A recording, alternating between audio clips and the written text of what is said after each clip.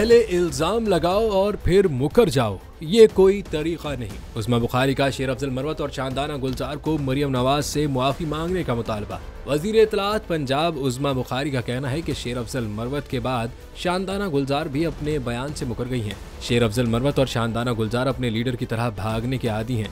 जब सबूत देने की बारी आई तो दोनों मुकर गए। उन्होंने मजीद कहा है कि शानदाना गुलजार ने मरियम नवाज पर जिले शाह के कत्ल से मुताल्लिक इल्जाम लगाया। जिले शाह का कातिल कौन है, यास्मीन राशिद का ड्राइवर बहुत पहले बता चुका। उस्मा बुखारी ने दोनों रहनुमाओं पर तनकीद करते हुए कहा कि ये कोई तरीका नहीं, पहले इल्जाम लगाओ, किसी की किरदार कुशी करो, फिर उससे मुकर जाओ।